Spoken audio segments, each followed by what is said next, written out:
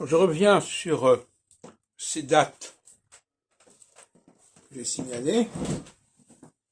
Ces dates, c'est-à-dire 64, 78, 93, 2007, 2023. Qui s'échelonnent sur une soixantaine d'années, c'est-à-dire deux révolutions de Saturne.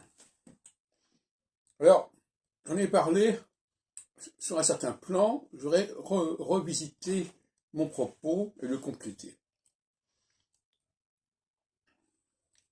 L'équinoxialité se caractérise par l'existence d'un certain nombre de personnages qui couvrent un champ très large. On pense à Napoléon, par exemple, dont je parlais dans une autre vidéo, qui s'occupait à la fois de questions militaires, de questions juridiques, etc. etc. Donc, c'est l'omniscience, l'omniprésence de certains personnages qui en font des personnages de premier plan, des personnages matriciels.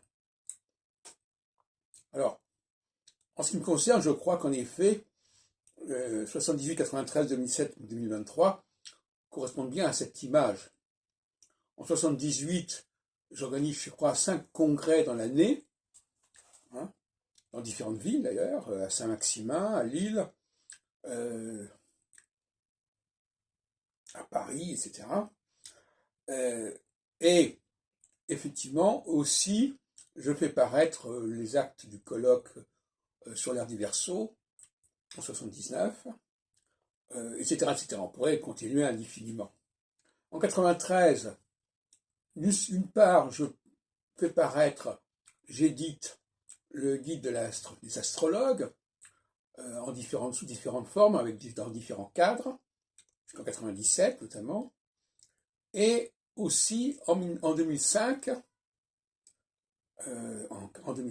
en 94, l'astrologie selon Saturne, plus l'astrologue face à son client, qui est une sorte de critique sociologique des rapports entre l'astrologue et son client, tout comme en 2004, il s'agit d'un projet de balisage historique sur 200 ans, de 1789 à 1995, qui s'achève par une prévision pour 1995, où j'annonce un mouvement social comparable à celui de 68, qui aura lieu effectivement quelques mois plus tard, en 95. Donc ça, ce sont des réussites. Et puis, alors évidemment, il y a en 2008 Téléprovidence, qui a également connu un très grand succès, avec une grande présence dans toutes sortes de villes, aussi bien en Belgique, en Suisse, qu'au Québec, etc., dans les toutes premières années. Et puis ça continue, ça continue.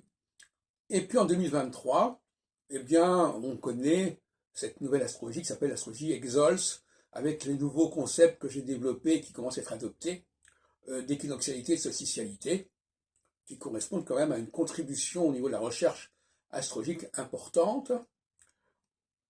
Donc voilà, donc 4 rendez-vous, 78, 93, 2007 et 2023, que je n'ai pas ratés, et qui montrent d'ailleurs qu'entre parenthèses, l'âge ne joue pas un grand rôle dans cette histoire. Parce qu'en 78, j'avais une trentaine d'années, et en 2023, j'en ai 75. Mais globalement, la même dynamique m'anime, apparemment. Voilà, donc je renvoie à l'autre vidéo que j'ai faite, qui fait une dizaine de minutes, pour compléter celle-là.